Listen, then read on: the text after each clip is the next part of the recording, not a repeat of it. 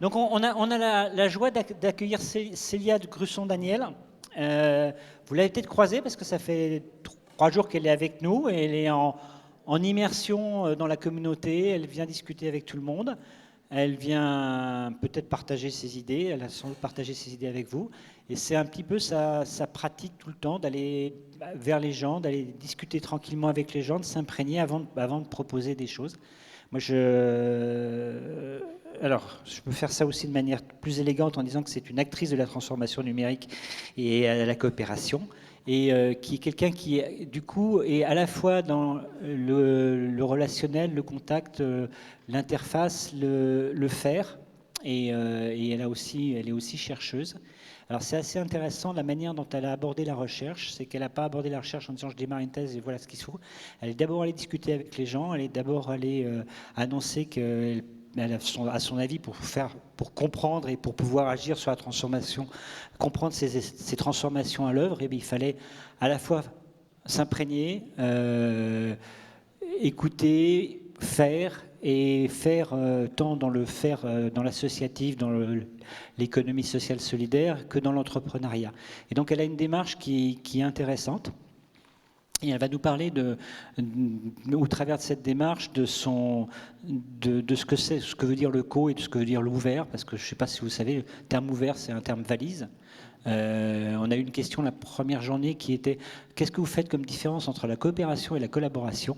Et je pense que on va avoir plein d'éléments de réponse sur cette dimension-là, avec une dimension ancrée dans l'action et dans le faire. J'ai absolument pas tenu mes petites notes, puisque vous m'avez dit qu'il ne fallait pas les regarder. Donc j'ai dit que des bêtises. Et Célia, est-ce que tu es là? Et oui, elle est discrète, mais vous allez voir, elle est passionnante.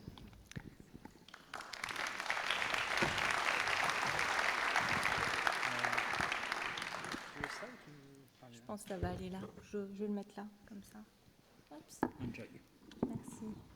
Bonjour à toutes et tous. Donc, Célia Grusson-Daniel, je suis vraiment ravie d'être là aujourd'hui. Et comme le disait Jean-Marie, j'ai pris 3 jours pour venir, pour être là avec vous sur un sujet aussi qui m'intéresse énormément, puisque j'ai été aussi chargée de projet d'une MOOC Factory dans un centre de santé publique pendant 3 ans.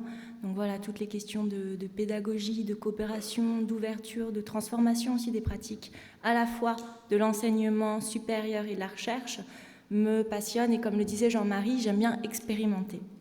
Donc, il m'a connue aussi, pour vous donner un peu d'où je viens. Le côté associatif, ça vient d'une association que j'ai créée, cofondée avec d'autres chercheurs, qui s'appelle Hack Your PhD. Alors, on n'est pas des pirates, on ne va pas dans vos ordinateurs pour tout pirater, mais hack, c'est dans l'idée du contournement. Comment actuellement, c'était en 2013, face au numérique, à une recherche où on se rend compte qu'il y a de plus en plus de possibilités aussi de partager, de diffuser. Notre question, c'était comment on fait de la recherche différemment. Et le mot-clé qu'on avait, c'était Open Science, donc la science ouverte, avec les thématiques, et je vais revenir dessus, du libre accès à la publication scientifique, mais aussi de transformation des pratiques, plus de transparence qui sont nécessaires. Et donc on a commencé comme ça, et ensuite, ce que j'ai fait tout en travaillant, j'ai commencé une thèse avec cette idée de vouloir vraiment comprendre les significations qu'on mettait derrière le terme Open Science. Parce que ce que je me suis rendu compte, j'avais peut-être une vision très naïve au départ, c'est que derrière ce terme-là, Open Science, il y avait des avis très contraires. Tout le monde était d'accord sur les discours, voilà, de l'open science, de la science ouverte, mais ensuite, quand on arrivait dans les solutions concrètes à mettre en place, c'était plus compliqué. Et aujourd'hui, ce que je vais essayer de vous montrer, c'est, voilà, par rapport à la coopération aussi, comment aujourd'hui ce terme-là devient aussi un terme à la mode, il faut coopérer, mais qu'est-ce qu'on met derrière? Et pour ça, je vais vous proposer de refaire une rétrospective aujourd'hui du contexte global dans lequel nous sommes et pourquoi la coopération aujourd'hui résonne dans nos sociétés. Ensuite, ce que j'aimerais faire, c'est faire une réflexivité plus critique sur l'open, parce que la thèse m'a permis de comprendre de l'open et vous apporter un peu une grille de lecture, ce que nous vivons actuellement. Et puis après, quelques réponses aussi, des idées de coopération et d'action, donc ce jeu de mots entre action et hack. Mais avant tout, il y a une autre facette qui est moins connu, et c'est toujours la question aussi, et je pense qu'une table ronde était un symposium était là-dessus, sur la question de l'identité. Quelle identité on se donne? Moi, je suis à la fois chargée de projet, j'étais une ancienne chargée de projet dans le domaine, j'étais active dans la pédagogie, dans l'enseignement supérieur. Maintenant, je suis jeune docteur, ce qui n'est pas la même étiquette qu'on donne. Et il y a une autre étiquette qui est moins connue, et que j'ose dire ici, parce que c'est, je pense, aussi un terrain d'expérimentation, c'est que je suis prof de yoga et qu'il y a eu un MOOC qui est sorti de M. Siemens sur le yoga. Et je pense qu'aussi, on parle beaucoup de pédagogie active, mais que l'action se fait parfois dans l'inaction. Donc moi, ma façon de commencer cette séance, cette conférence, je vais vous demander de fermer vos ordinateurs. Quelques instants.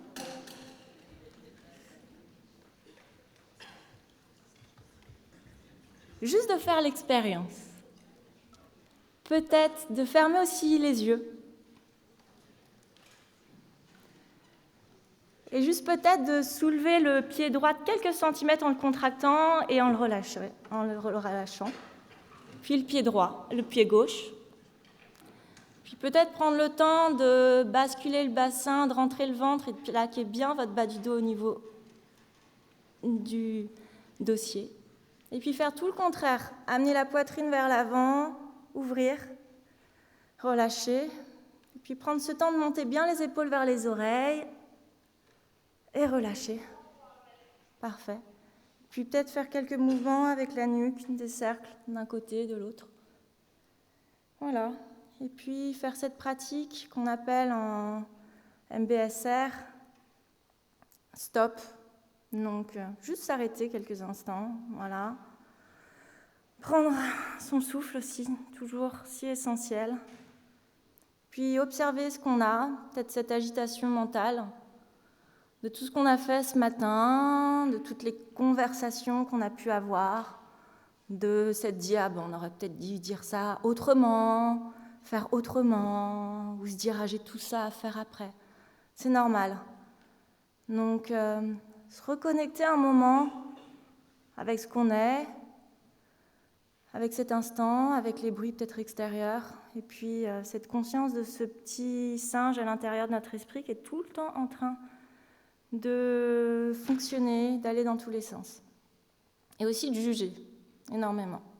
Juger les autres, d'un autre côté, d'avoir toujours besoin d'une certaine reconnaissance, besoin d'une légitimité, quelque chose qui est très présent aussi dans la recherche. Donc voilà, je vous invite à prendre juste du recul sur vos propres sensations, puis revenir là, maintenant, réouvrir les yeux. Voilà, juste quelques instants, ça fait du bien. Peut-être que vous y repenserez à cet huluberlu qui vous a fait faire ça pendant quelques instants dans une conférence. Voilà, ça vous fera sourire et vous aurez envie de le faire. Et maintenant, la prise de recul, elle va être plus collective sur ce que j'appelle une rétrospective un peu discursive. Parce que moi, ce que j'aime, c'est étudier les discours et les pratiques aussi. Et j'aimerais revenir en arrière, à peu près en 2013. Moi, je commençais en tant que chargée de projet avec les MOOC. Donc les MOOC, on était dans cette ère des MOOC 2012-2013, où toutes les comités, aussi peut-être des sciences de l'éducation, se disaient « Ah là là, quelle catastrophe, qu'est-ce qu'ils sont en train de nous faire avec des MOOC transmissifs ?» alors qu'il y a toute cette phase de connectiviste qui existe. Voilà, où on est. Et c'est pour vous montrer qu'actuellement, il y a des termes comme ça, les MOOC ont été à la mode, et qui sont peut-être bien loin des questions aussi qu'on se pose depuis un grand temps dans la pédagogie, de ce qui fonctionne aussi, de ce qu'on cherche. Et j'aime bien cette image de, voilà, c'était le jour des MOOC. Ça a commencé au Canada, et c'est ce côté aussi un peu cynique de dire, voilà, il y a « It's a tsunami of poorly understood pedagogy ». Donc je pense que ça peut vous parler aussi quand on est dans la pratique. Mais c'est des phénomènes où, dans la société, il y a des mots comme ça, qu'on emploie et qui vont circuler. Et souvent, on n'est pas d'accord, on se dit, mais c'est très, très différent de ce que nous, on pratique, des solutions aussi qu'on apporte, mais il y a ces mots qui font un peu le buzz.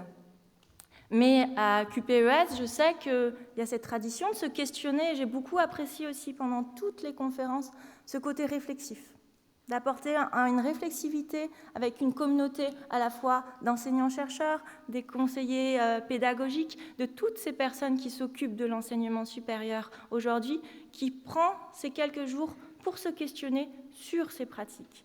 Avec cette idée déjà depuis 2013 d'avoir une pédagogie active à la fois en présentiel et à distance, que le numérique n'allait pas sauver le monde et sauver l'éducation.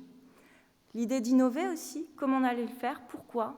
Puis déjà en 2017, sa question de l'altérité qui était présente. Et je pense qu'il amenait aussi la thématique, le thème de cette année, qui est celle de la coopération. Comment on fait ensemble? Comment on tisse du lien? Comment on tisse du lien avec nos étudiants? Comment on recrée quelque chose d'autre et qui aussi parfois nous fait sortir notre zone de confort. Et cette coopération, ce lien entre étudiants, enseignants, ces questionnements sur les dispositifs, le collaboratif aussi, la façon d'apprendre, de faire apprendre aussi, apprendre à apprendre, je pense qu'elle est liée à un mouvement plus global. En tout cas, moi, je m'en suis rendu compte ces dernières années, puisque aussi j'ai eu ma thèse qui m'a permis de faire un SAS. J'ai dû tout lâcher, ne plus observer aussi ce qui se faisait dans la pédagogie pendant 1 an. J'étais sur mon canapé et je rédigeais. Et ensuite, quand je suis revenue là, après ma thèse, à tout ce qui s'est passé, j'ai vu cette ère du co-design, de la co-construction, être dans beaucoup de discours, avec quelque chose de très fort qui est un changement nécessaire, un changement de comportement nécessaire par rapport aussi à une prise de conscience de la planète, de cet environnement, de comportements qu'on doit changer et finalement d'un rôle collectif à faire par rapport à toutes ces transformations et que c'est aussi dans notre façon d'apprendre, d'intégrer de nouveaux comportements qu'on pourra le faire pour avoir cette transition. Il y a autre chose aussi qui amène aussi cette thématique de la coopération. Et j'aime bien cette image de, je ne sais pas si vous connaissez Stromae, il a fait une chanson sur Twitter. Et ce que j'appelle, et ce n'est pas seulement moi qui l'appelle, mais la solitude technologique. On est tout le temps connecté. On a tout le temps aussi des notifications. Mais c'est vrai qu'il y a aussi une certaine solitude. Parce que le fait d'être déconnecté, ce que je vous ai fait faire aussi tout à l'heure, ça permet à un moment d'avoir ce côté d'introspection et de se poser des questions. Pourquoi on est là? Qu'est-ce qu'on fait? Pourquoi on le fait? Dans quel but? Et qu'au final, on se rend compte des limites de la technologie qui remplit beaucoup de choses, mais qui laisse un énorme vide aussi. Et je pense que c'est pour ça que la coopération est là aujourd'hui, pour retisser des liens. Et c'est ce que j'ai pu voir, observer. Moi, j'ai pu faire ma thèse et travailler au CRI, Centre de recherche interdisciplinaire, avec cette idée de créer une société apprenante, cette intelligence connective, cette planète pour une planète reconnaissante. Donc, c'était un message du plan proposé par François Tadei.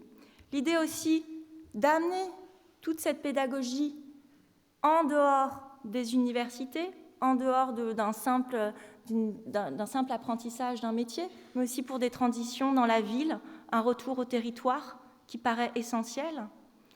Et puis également dans la coopération et dans ce contexte, on voit l'importance de méthodes. Donc les méthodes, c'est tout ce qui est lié au co-design. Et vraiment, j'ai vu ce boom de ce mot, qui avant était plus le terme d'innovation ouverte qu'on utilisait, mais de remettre les utilisateurs au centre de ces processus.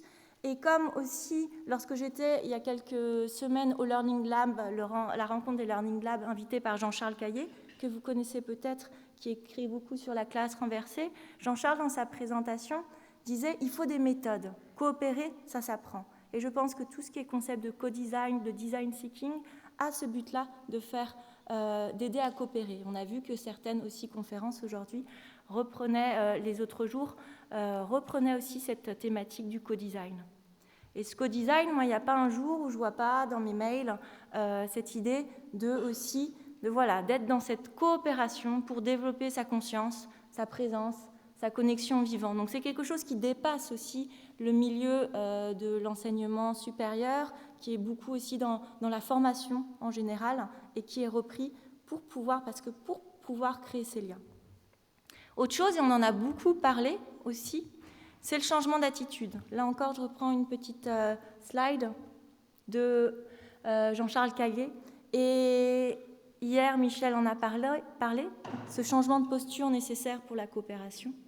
Mais également, on en avait parlé le premier jour, ce changement d'attitude, c'est se confronter à d'autres visions, d'autres conceptions.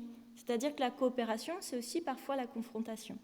Et ce changement d'attitude, quelqu'un a dit que c'est des dynamiques posturales. C'est-à-dire qu'on change de posture selon les moments. Je me souviens aussi le symposium où c'est pas seulement abandonner le magistral, mais c'est savoir comment s'adapter à chaque situation et être à l'écoute. C'est aussi retrouver, je pense, la notion de diversité des savoirs. On recreuse beaucoup aussi dans les philosophies, les sagesses du temps passé, de l'Antiquité, avec des savoirs qui sont à la fois des savoir-faire, des connaissances plus intellectuelles, des concepts qu'on va apprendre, et puis aussi des savoir-être qui sont présents et qui sont aussi très à la mode aujourd'hui avec cette idée de soft skills, de compétences qu'on vous demande peut-être d'intégrer aussi dans vos parcours et dans vos programmes. Et puis quelque chose qui me tient à cœur, mais qui prend aussi de plus en plus de place, c'est l'ancrage des savoirs. Ce que je vous ai fait tout à l'heure, je ne suis pas la seule à mettre en place ces pratiques, mais que face à toute cette connexion, on a besoin de se recentrer aujourd'hui, face aussi à des mondes et à un enseignement supérieur de la recherche qui est soumis à énormément de pression. Donc, il y a besoin aussi de pouvoir faire des techniques. Par exemple, là, c'est un programme lancé par une médecin qui est aussi docteur sur les techniques de MBSR, Meditation Based Stress Reduction, qui a été initié par le professeur Kabat-Zinn et qui est de plus en plus mené par des programmes de 8 semaines et aussi dans les universités. Là, c'est pour les étudiants et les internes en médecine. Donc voilà, on est un esprit, c'est sûr, mais on est dans un corps, dans un environnement, et il faut prendre conscience de tout cela. Ensuite, il y a tout l'aspect numérique. Alors là, le numérique sert aussi pour faciliter l'engagement et la motivation. On est sur ces dispositifs numériques avec une thématique qui s'est énormément développée aussi, qui est celui des serious games, ou de la virtual reality, la réalité virtuelle. Peut-être qu'on est aussi dans cette période où on va vous demander de faire des escape games. Donc, pour avoir ce côté coopératif, un ensemble d'éléments qui vient du jeu, de la créativité, pour pouvoir engager un ensemble de personnes. Parce qu'il y a ce jeu, cette joie qui permet aussi de créer des connexions. Et on le voit bien, c'est pas pour rien aussi qu'il y a des activités qui vous sont proposées pendant les colloques. Pour un peu cette première barrière qu'on a, je ne sais pas comment venir me présenter aux autres et créer du lien. Et ensuite, le dialogue aussi est lancé. Et je pense que tout ça, tout le jeu, toute la créativité permet de faciliter la coopération. Et dernière chose, c'est cette hybridation entre espace et temps. Donc on l'a vu au niveau espace virtuel, le numérique, espace en cours, en présentiel, où bien sûr il y a des transformations de posture, de façon d'aider à l'apprentissage avec les classes renversées, etc. Mais il y a besoin de tout ça. Donc bien sûr qu'on a pu avoir des discours aussi que le professeur allait disparaître. Non, il y a toujours des transformations, des dynamiques qui se mettent en place. Mais c'est aussi des temps différents qu'on essaye de mettre en place et d'autres expériences. Donc par exemple, hier, on nous a proposé une marche en commun que peut-être certains d'entre vous ont fait, ils ont testé, ils ont expérimenté. Et il y a des groupes aussi de recherche qui le font. Donc par exemple, ce groupe RGCS qui propose aussi ces marches, ce qu'on appelle aussi les Learning Expeditions actuellement, et qui permet finalement de découvrir aussi l'environnement à d'autres lieux qui sont présents et de se rendre compte aussi que des questions qu'on peut se poser sont liées à ce qu'on a autour de nous. Donc voilà, c'est l'ensemble un peu dans cette coopération aussi de redonner du sens à la présence. Ça, c'était Marcel Lebrun qui avait dit cette phrase lors d'une présentation Learning Lab. Et ce que j'appelle n'est pas seulement être dans la connexion, mais dans la connectivité. Et ce que ma co-directrice de thèse appelait une épistémologie du lien. Et c'est dans tout ça, dans ces solutions qui sont concrètes, que vous avez pu montrer dans toutes vos présentations, qu'on trouve petit à petit des solutions aux défis de nos sociétés de demain. Voilà pour cette première partie qui, je vous l'avoue, fait très TED. Donc voilà, tout est beau, il y a des solutions, on va pouvoir révolutionner tout ça. Et des TED, j'en ai fait aussi sur l'open science, avec un côté très activiste. Mais maintenant, j'aimerais rentrer dans une seconde partie, peut-être plus critique, plus réflexive, mais que aussi ma thèse m'a amené à faire. Et vous donner quelques exemples sur le terrain que j'ai pu creuser autour de l'open en sciences.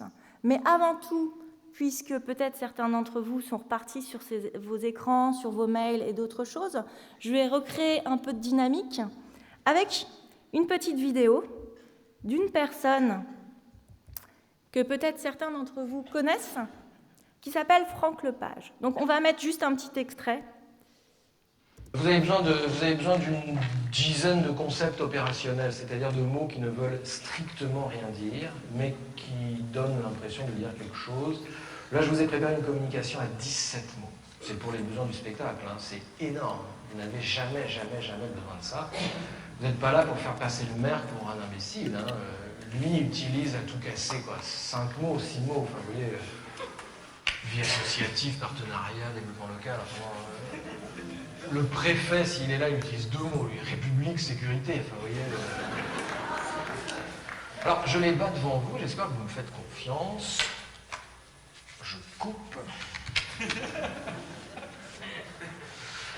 Et donc, vous dites, Mesdames, Messieurs, Monsieur le Président, Monsieur le représentant du Conseil général, Monsieur le maire, je voudrais revenir dans le temps qui m'est imparti sur une notion qui, moi, me paraît essentielle. Et cette notion, c'est évidemment la question des habitants, que je voudrais mettre avec cet autre concept qui est celui des acteurs.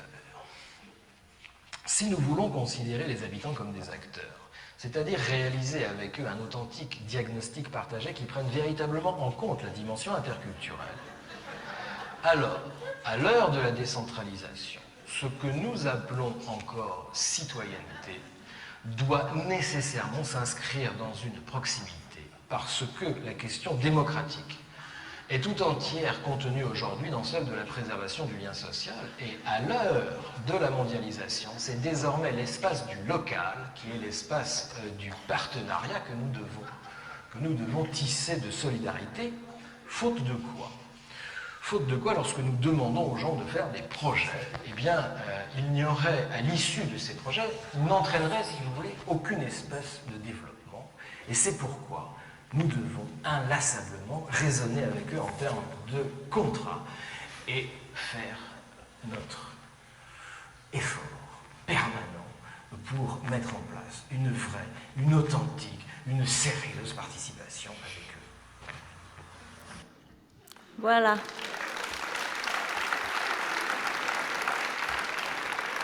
Merci Franck Lepage. J'ai beaucoup de plaisir toujours à regarder ces vidéos. Et vous voyez un peu ce côté.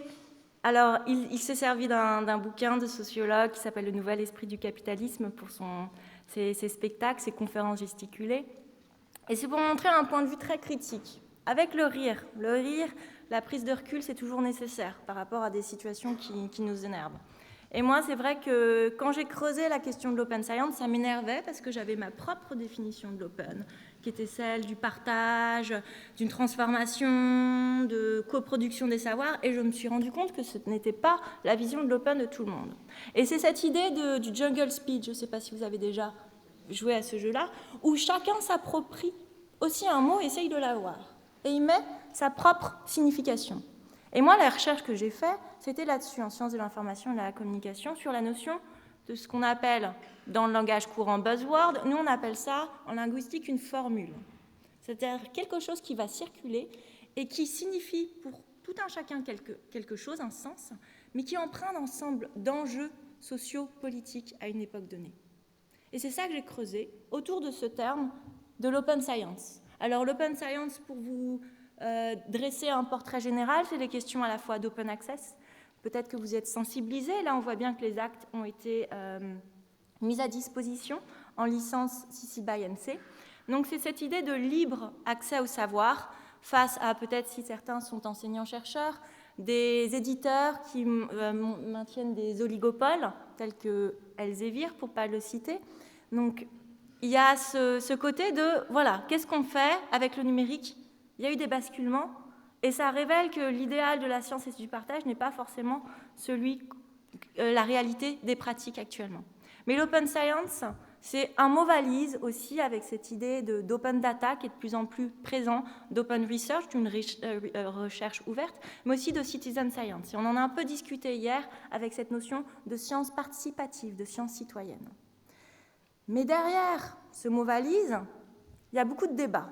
Moi, je me suis intéressée à un gros débat qui est celui d'un article qui était sur le libre accès aux publications scientifiques lors d'un moment en 2016 qui s'appelait la consultation 2015, qui s'appelait la consultation République numérique. Et là, j'ai vu un ensemble de chercheurs, d'éditeurs, finalement se prendre le chou pour pouvoir savoir quelle open science mettre en place en France. Et là, des avis très différents. Donc je me suis dit, il y a beaucoup de différentes significations de l'open derrière tout ça. Et toute ma thèse mes recherches ont été d'essayer de comprendre pourquoi les gens n'étaient pas d'accord et quelle conception, quelle vision était derrière ce terme open. Et j'en ai vu deux principales, que j'ai appelées d'un côté sciences réappropriées et d'autre côté libre diffusion des savoirs. Et Jacques Lanarès était venu dessus aujourd'hui, les deux, un objectif collectif et civique. Un objectif commun, mais deux façons différentes de le faire. Le premier, je l'ai nommé, je ne l'ai pas nommé comme ça dans ma thèse, mais maintenant je le nomme comme ça par la suite quand je présente, le copy-paste, le copier-coller. C'est-à-dire qu'on reprend les mêmes personnes, les mêmes réseaux habituels du monde d'avant, et on copie-colle tout ça dans le monde numérique. Avec cette idée qu'on a des réseaux institutionnels dans la science, par exemple, qui vont prendre en charge l'accès ouvert, et le numérique est juste une infrastructure qui va faciliter aussi avec moi ce que j'ai appelé le techno-industriel, c'est-à-dire une efficacité avec les nouvelles technologies qu'on a, notamment les technologies de la communication. Et là, on a aussi cette idée que la science est une science ouverte à tous, avec une relation science-société qui est toujours dans cette démocratisation des savoirs. Les chercheurs détiennent les savoirs, on va le donner à tout à chacun. Donc ça, c'est aussi dans cette idée d'une science en société, avec une adaptation aux technologies numériques pour avoir une science plus efficace aussi et performante. Mais il y a un autre modèle que j'ai appelé le régime processuel, avec l'idée de libre diffusion des savoirs. Et je pense que là, sachant que tout ce que je présente, c'est ce qu'on appelle en socio des idéotypes, des idéaltypes, je pense que Michel incarne l'idéal type, Michel Briand, total de cette idée de libre diffusion des savoirs. Avec cette idée qu'on change complètement de référentiel, que le but, c'est que les savoirs sont déjà là, présents, ils circulent avec Internet et le web, et ce qu'il faut, c'est préserver cette libre circulation des savoirs, mais préserver aussi cet environnement. Donc on change de vision. On a finalement une société qui est en science, c'est-à-dire que les savoirs sont là, et ce qu'il faut apprendre, c'est apprendre les méthodes scientifiques et tous ces raisonnements nécessaires. Et avec une nécessité de coproduction des savoirs, avec toute la diversité des savoirs qui existe aussi dans une société. Et là, le numérique n'est plus seulement un outil, mais un environnement environnement qu'il s'agit de garder ouvert. Donc pour cela, avec de nouvelles règles du jeu, des nouvelles règles économiques aussi, et la question aussi des licences, c'est-à-dire de ne plus être seulement dans un monde avec le copyright, mais de donner le droit à d'autres de pouvoir réutiliser nos contenus. Et avec une gouvernance qui est liée au commun. Et je pense que Michel a pu faire une magnifique intervention hier sur toutes ces notions et la richesse aussi de ces notions. Donc voilà, donc c'est aussi cette idée de faire société autrement avec d'autres thématiques, qui est celle de l'open data, par exemple, l'ouverture des données dans nos sociétés, un rapport différent dans la politique qu'on retrouve. Et ça, c'est un peu ces contre-pouvoirs aujourd'hui qui existent et qui se mettent en place, où on essaye d'agir, de voir qu'il y a des choses où on n'est peut-être pas d'accord, et on essaye de faire ensemble, aussi de coopérer, de créer d'autres choses, d'autres façons de faire, et de créer aussi des contre-pouvoirs. Mais par rapport à ces deux modèles, je pense que peut-être ça fait écho à certaines choses, je pense qu'on peut mettre plein de mots dedans, et coopération en fait un, et que selon qui s'exprime, on met différentes choses derrière tout ça. Et je pense que j'ai vu beaucoup de questions, en tout cas revenir pendant les conférences sur la question de l'évaluation. Tout le monde dit d'accord, on est d'accord de coopérer, mais comment est-ce qu'on évalue? Et je pense que cette question de l'évaluation montre ces deux modèles et ces injonctions à la fois de continuer dans un modèle de l'enseignement supérieur où il faut finalement être dans des programmes, donner des compétences pour former des personnes à des futurs métiers, il va falloir les évaluer de façon individuelle, mais aussi d'être dans quelque chose d'autre qui est peut-être moins quantitatif et qui permet de prendre plus conscience des dynamiques, des process chez les personnes. Et on se retrouve un peu dans tout ce qu'on fait actuellement dans la coopération entre ces entre-deux. Et je pense qu'il faut faire avec, parce que ça a toujours été comme ça, où on apporte des critiques aussi. Internet a été lié à énormément de critiques. Et ces critiques, ces nouveaux modèles, ce qu'on appelle aussi les contre-cultures, sont repris à un moment dans un système avec des choses qui sont bien. Tout est dans des hybridations, des institutionnalisations, des normalisations, et il faut faire avec. Par rapport à cette reprise de la critique, par exemple, et dans le livre « Le nouvel esprit du capitalisme », il faut comprendre que ce mode projet dans lequel on est complètement, il vient aussi de quelque chose de plus ancien, avec des rapports très hiérarchiques. Au départ, qui en 68 et autres, a permis de dire non, on ne veut plus des rapports hiérarchiques, on veut quelque chose de plus transversal, de plus horizontal, et qui a aussi donné l'émergence de l'idée de réseau, de projet en réseau. Et des reprises aujourd'hui avec le management par projet qui est aussi très présent. Donc, et j'ai presque fini, je vais être dans ma dernière partie. Voilà, vous allez me dire, bon bah voilà, peut-être que c'est un peu déprimant, qu'est-ce qu'on fait, nous, avec toutes ces injonctions un peu contradictoires? Voilà, est-ce qu'il faut coopérer ou pas? Et je vous dirais, j'aime bien parce qu'on est en Bretagne, donc réponse de Normand, à question perfide, répondons en normand. Oui, et cependant non. Je pense que c'est là, et c'est ma dernière partie avec quelques idées concrètes dans cette idée d'action, d'une attitude à avoir. Et je pense qu'on l'a déjà vu, et pendant beaucoup de conférences, quelle attitude à avoir, et que moi j'appelle l'idée du hack, l'idée un peu du contournement. C'est-à-dire qu'on a un système donné, et j'aime bien aussi cette phrase de Buckminster Fuller qui est « Don't fight forces, use them ». Donc, ne combat pas des forces, utilise-les, comprends-les, et vois aussi qu'on est toujours dans ce que j'appelle le jeu du chat et de la souris. Il y a des innovations, des choses qui nous paraissent faire sens à un moment donné, et que c'est repris, c'est réutilisé, et il faut en avoir conscience.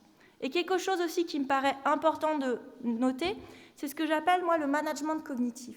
Tous ces processus aussi de méditation, de coopération, de prendre sur soi, fait partie aussi d'un système actuellement en lien avec les technologies numériques, où la coopération aussi, par des dispositifs de plus en plus soft, fait que notre attention est portée, nos actions aussi sont portées sur les designs, dans les dispositifs, les plateformes, à agir d'une certaine façon. Mais après, il faut se poser la question, pour qui et pourquoi? Dans quel sens? Donc ce que j'aime bien, c'est de dire qu'il faut décentrer son regard, avec toujours cette idée d'expérimenter. Mais je suis biaisée, j'aime ça aussi, donc peut-être que ce n'est pas votre habitude, mais essayez de questionner. J'adore Calvin et Hobbes, toujours avec cette idée du hack, d'avoir quelque chose dans un certain sens et de trouver d'autres idées, d'autres façons de faire. Et ça, c'est l'esprit du hack, l'esprit du make aussi, de faire, de changer de ces cadres habituels de pensée. Et je pense que dans la coopération aussi, c'est essentiel, parce que on a une éducation aussi parfois différente, une culture différente, et se mettre à la place des autres, de retourner aussi ces façons de penser, et parfois apporte beaucoup plus de flexibilité. Et toujours avec cette idée de curiosité et de joie de bidouiller, d'essayer. Il y a aussi cette notion je pense, de confrontation à d'autres altérités, d'autres façons de faire, que peut amener les voyages, aussi tout ce qui est interculturalité. Et là, ce n'est pas une langue de bois quand je le dis, de cette interculturalité nécessaire. Et également, quelque chose que j'aime beaucoup, c'est tout ce qui est narration et le rôle de la science et la science-fiction. Et j'ai mis ce livre d'un auteur de science-fiction que j'aime beaucoup, qui a aussi sorti un nouveau livre, La zone du dehors. Donc, qui permet à la science-fiction de pouvoir... lui, il a sorti son nouveau livre qui s'appelle Les Furtifs, mais là, La zone du dehors, c'était le premier, sur l'idée des traces. Et je pense que la science-fiction nous aide à penser nos sociétés avec les technologies numériques. Et ça, c'est quelque chose que je creuse énormément dans mes travaux. C'est-à-dire qu'on ne doit pas aussi sous-estimer la force des imaginaires qu'on façonne. Et qu'on façonne aussi en tant que chercheurs. Parce que les chercheurs, ils ont des conceptions, des idéaux, l'évaluation par les pairs, toutes ces méthodes-là, ça vient aussi de la recherche. Et que par les techniques, finalement, Internet aussi a été inventé, cet idéal académique du partage a été inventé, à donner naissance à des technologies qui vont après façonner nos sociétés et transformer nos façons de penser et d'agir. Donc voilà, ce qu'on appelle aussi les utopies concrètes sont importantes à prendre en considération et aller dans ces imaginaires-là, qu'ils soient utopiques et dystopiques, sont importants aussi, je pense, pour penser toutes ces questions-là et le futur. Et puis accepter, et là c'est un peu un côté Hack Your PhD, qui est mon association, de rester dans cette logique communautaire et partager toujours. Là, on commence à faire une traduction collaborative d'un livre sur l'open science, qui, alors que d'autres voulaient faire de façon très traditionnelle sur le comité de la science ouverte, donc voulaient faire ça de façon très traditionnelle dans leur petit réseau. Donc nous, on est venu un peu court-circuiter cela et proposer quelque chose de plus collaboratif. Et je termine là-dessus. C'est aussi l'importance, on en a parlé aussi pendant les différentes présentations, le rôle de la métacognition, de prendre du recul aussi sur nos façons de faire et d'avoir une humilité, d'accepter qu'on ne sait pas, une tranquillité face à l'incertitude, qu'on n'est peut-être pas capable de tout gérer, de tout quantifier, de tout mesurer face à des systèmes complexes. Et ne pas oublier aussi qu'on est un cerveau, et j'aime bien cette situation, in many ways, we are ancient brain in an high-tech world. Donc l'idée qu'on est un cerveau avec des choses intentionnelles, avec tous ces dispositifs et autres, d'où la nécessité de prendre du recul parfois, voilà, mais qu'il est important de questionner aussi sur toute cette attention à retrouver aux choses, être en attention, comme disait Michel Briand hier, et être à l'écoute des autres aussi. Et je terminerai par cela, cette idée de quelque chose que je trouve merveilleux. Je ne sais pas si vous êtes déjà allé à un concert de jazz, où il y a de l'improvisation, des jams, où on se retrouve avec ces moments assez merveilleux d'improvisation collective. Alors bien sûr, il y a des patterns derrière, mais où les personnes se font confiance, vont commencer à créer ensemble, et il y a un peu ce moment magique où tout résonne, tout vibre sur la même corde. Et je pense que c'est là où, finalement, dans cette justesse de l'instant où on ne sait pas ce qui se passe, mais ça advient, que la coopération révèle son plein potentiel. Je vous remercie.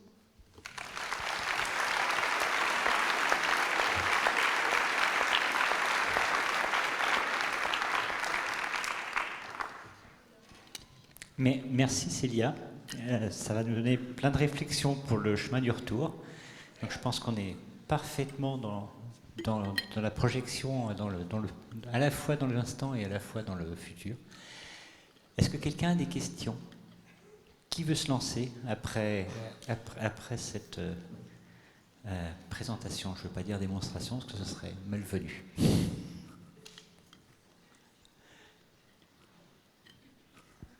Bon, sinon je donne le micro à Michel et ça va aller vite.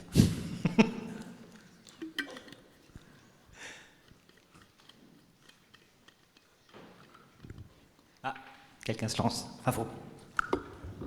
Merci.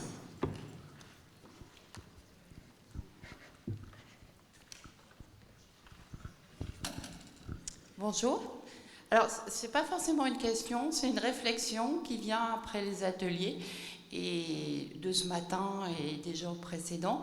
Et c'est sur ce petit moment magique, quand on coopère, quand on travaille ensemble, où il y a quelque chose qui se passe et où il ne faut pas forcément essayer de le formaliser. C'est ce petit côté magique qui va bien en terre bretonne, je trouve. Voilà.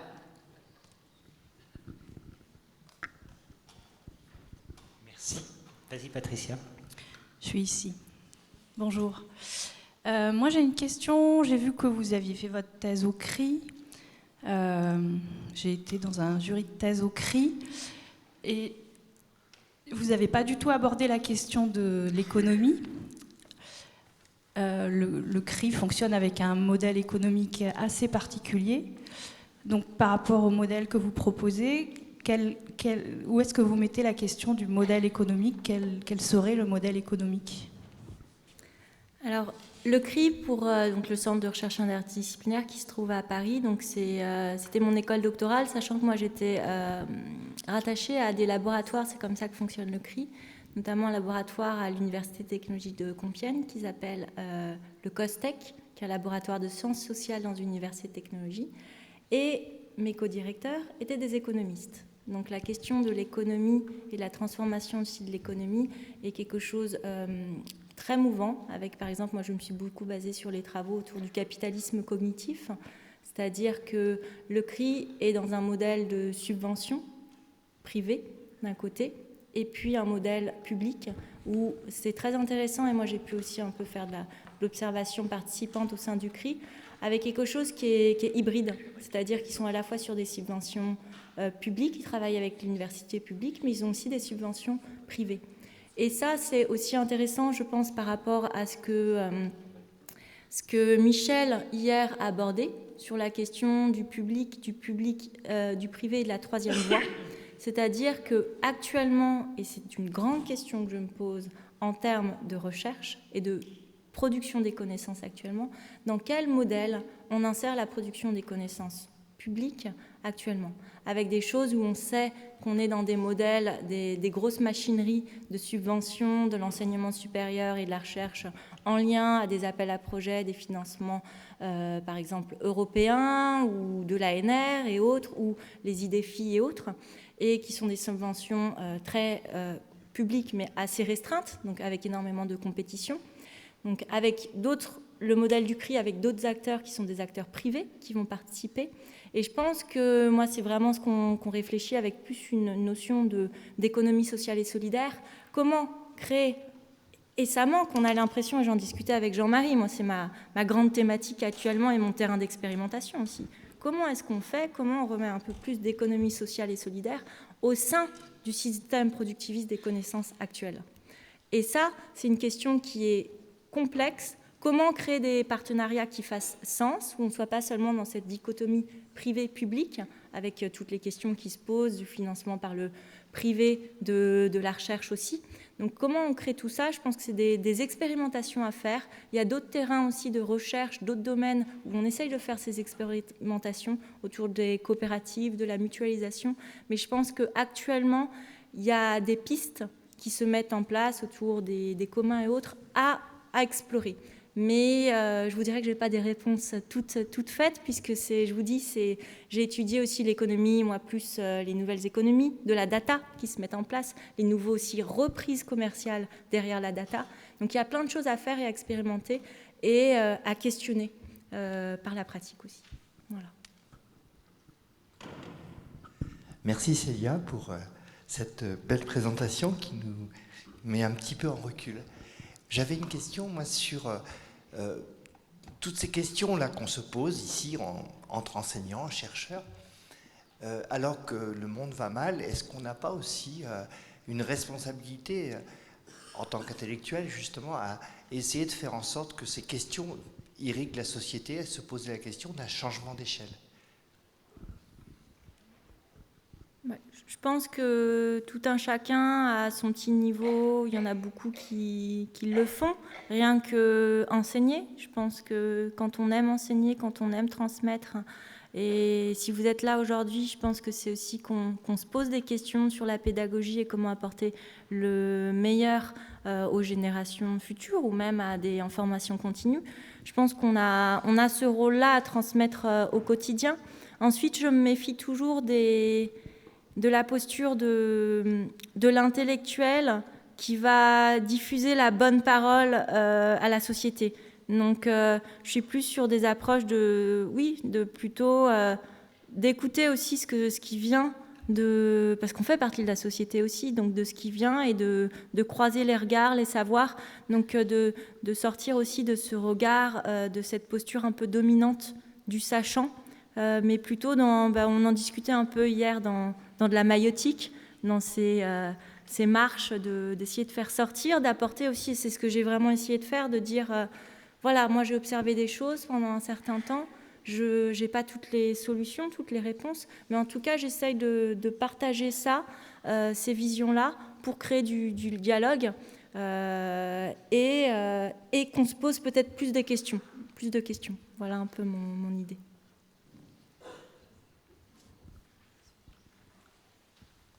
Bonjour Célia, merci pour votre intervention. J'ai une question par rapport aux métriques qu'on utilise pour évaluer pour permettre la carrière des enseignants-chercheurs. Il nous est tous arrivé de faire des recherches sur Google pour voir qui nous cite et de s'apercevoir que certains font plus que nous citer.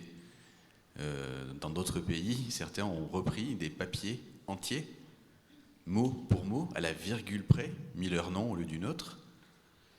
Et est-ce qu'on n'a pas aussi une question à se poser sur la métrique utilisée? C'est-à-dire qu'en France, on évalue la carrière de l'enseignant-chercheur sur un critère et un seul, qui est le nombre de publications qu'il a produit.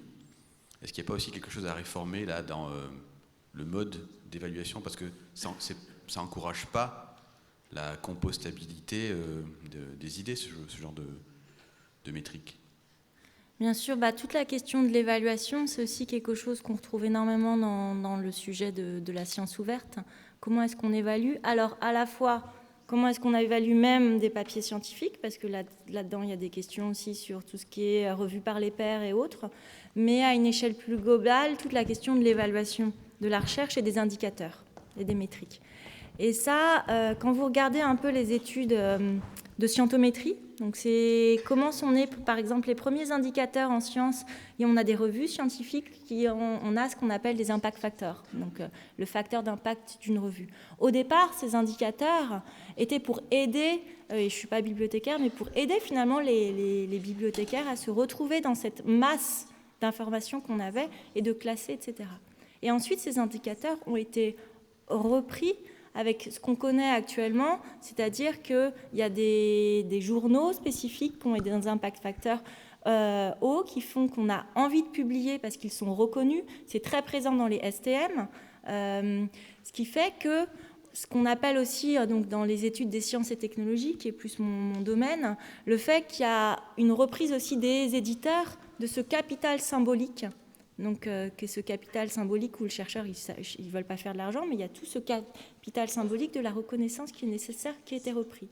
Donc, la question des métriques, c'est une question extrêmement compliquée. Il y a des nouvelles métriques qui sont mises en place pour pouvoir finalement évaluer, sortir aussi de ce qu'on appelle ce modèle du publish and perish, donc c'est-à-dire soit on publie, soit on périt. Donc, on est dans un modèle très, très compétitif dans l'enseignement supérieur et de la recherche, qui fait que beaucoup de jeunes chercheurs aussi n'ont pas forcément envie de continuer. Donc un système qui peut paraître injuste aussi, mais et c'est la même chose, je pense, sur la question de l'évaluation actuellement, c'est penser les indicateurs dans un process, dans une dynamique. Un indicateur, à un moment donné, doit peut-être être réformé pour donner autre chose. Donc, moi, ce que j'amène, en tout cas, c'est cette idée d'un indicateur, à un moment donné, il va être toujours repris pour un usage qui n'était pas celui qu'on pensait au début. Et c'est l'idée un peu du braconnage. Pour le côté positif ou négatif dans la sociologie des usages, c'est qu'on reprend quelque chose pour certains intérêts. Alors, des intérêts collectifs ou d'autres intérêts plus privés. Donc là-dessus, c'est par rapport à cette idée de dynamique des indicateurs, d'essayer d'en créer, de voir ce qui est fait, d'en mettre en place de nouveaux, mais de savoir que c'est mouvant. Donc je n'ai pas de réponse bien claire en disant vous sortant l'indicateur magique, parce que ça n'existe pas, mais voilà, une dynamique peut-être à mettre en place. Une toute dernière question. Bonjour et tout d'abord merci.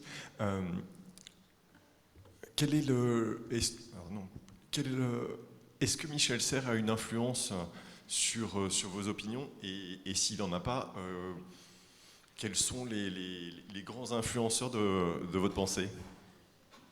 Michel Serres, je pense c'est une personne profondément humaine et qui, je pense que voilà, son décès a pu permettre aussi de faire ressortir ses travaux. Et je sais que les actes ont commencé avec une citation de Michel Serres, donc je trouvais ça un bel hommage. Je pense que c'était quelqu'un, et ce qu'amène aussi beaucoup d'enseignants-chercheurs de retrouver, là, quand je citais Jean-Charles Caillet ou Marcel Lebrun, ce côté de réhumaniser aussi l'enseignement, réenchanté aussi d'une certaine façon. Donc je pense que Michel Serres était là-dessus. Moi j'aimais bien aussi, je pense que c'était de lui cette notion, et j'en parlais à Michel Briand, d'opto-pessimisme. Donc le fait d'être entre les deux, donc il a pu m'influencer aussi avec cette vision socio-constructiviste, donc qui était présente aussi. Je pense que c'était un curieux. Voilà, moi d'autres personnes qui m'influencent. Dans les chercheurs, il y a beaucoup des chercheurs, de vulgarisateurs tels que Hubert Reeves, des personnes qui sont dans une humilité, je pense, qui est nécessaire, dans une confiance, et toujours de mettre en premier plan, et on en discutait hier, la soif de comprendre. Donc ça, je pense que c'est des personnes qui m'aident à penser, et qui me rassurent aussi, parce que je pense qu'on a tous besoin d'être rassurés. Et puis après, ce que je disais, c'est que actuellement, c'est moins les sociologues ou tous ceux que j'ai lus dans le passé qui m'aident à comprendre ce qu'on est en train de vivre. Et par exemple, Alain Damasio, qui a un sacré caractère, mais dans la capacité des écrivains à inventer, à imaginer, à nous aider à comprendre des potentiels, des champs des possibles.